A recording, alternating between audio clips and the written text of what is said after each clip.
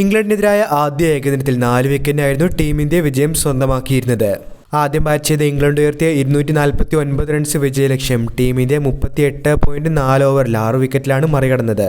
Vice captain Shubman ഗില്ലിന്റെ 87 റൺസാണ് team ഇന്ത്യയെ വിജയത്തിലേക്ക് നയിച്ചത്. 59 റൺസുമായി ശ്രേയസ് അയ്യരും 52 റൺസുമായി അക്സർ പട്ടേലും ടീം ഇന്ത്യക്ക് വേണ്ടി മികച്ച പ്രകടനങ്ങളായിരുന്നു കാഴ്ചവെച്ചിരുന്നത്. മത്സരത്തിൽ ക്യാപ്റ്റൻ രോഹിത് ശർമ്മ ഒരിക്കൽ കൂടി നിരാശപ്പെടുന്ന കാഴ്ചയാണ് ഇന്നലെയും കണ്ടത്. മത്സരശേഷം അദ്ദേഹത്തിന്റെ പ്രതികരണമാണ് വീഡിയോയിലൂടെ നിങ്ങളുമായി പങ്കുവയ്ക്കുന്നത്. വീഡിയോയിലേക്ക് കടക്കും മുൻപ് ആദ്യമായാണ് നിങ്ങൾ ഈ ചാനൽ കാണുന്നതെങ്കിൽ പുതിയ ക്രിക്കറ്റ് അപ്ഡേറ്റുകൾക്കായി ചാനൽ ഇപ്പോൾ തന്നെ മറക്കാതെ സബ്സ്ക്രൈബ് ചെയ്തു വെച്ചേക്കുക.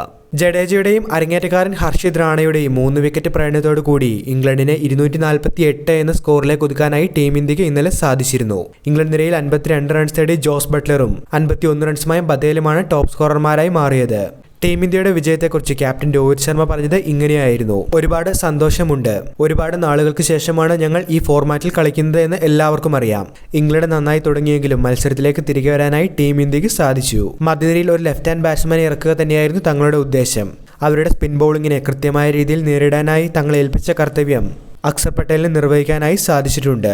ഒരു ടീം എന്ന നിലയിൽ ഇനിയും നികത്തേണ്ട കാര്യങ്ങളുണ്ടെങ്കിൽ അതിനായി ശ്രമിക്കുമെന്നാണ് രോഹിത് ഇന്നലെ മത്സരശേഷം പറഞ്ഞ് അവസാനിപ്പിച്ചത്. എന്നാൽ തുടർച്ചയായ മത്സരങ്ങളിൽ രോഹിത് ശർമ്മ പരാജയമായി മാറുന്നതിനെതിരെ രൂക്ഷ വിമർശനങ്ങൾ തന്നെയാണ് നിലവിൽ ഉയരുന്നത്.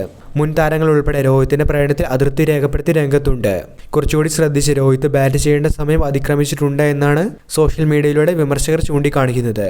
അതേപോലെ ടീം ഇന്ത്യയുടെ സൂപ്പർ താരമായ വിരാട് കോഹ്ലിയുടെ ഇഞ്ചുറിയുമായി ബന്ധപ്പെട്ട ഒരു അപ്ഡേറ്റും ഇന്ന് പുറത്തു വന്നിട്ടുണ്ട്. കോഹ്ലി 2ാം ഏകദിനത്തിന് സെലക്ഷനായി അവൈലബിൾ ആയിരിക്കുമെന്നാണ് ഇന്നലെ ഇന്ത്യൻ വൈസ് ക്യാപ്റ്റനായ ശുഭ്മാൻ ഗിൽ പോസ്റ്റ് മാച്ച് പ്രസന്റേഷനിലൂടെ പ്രതികരിച്ചിരിക്കുന്നത്.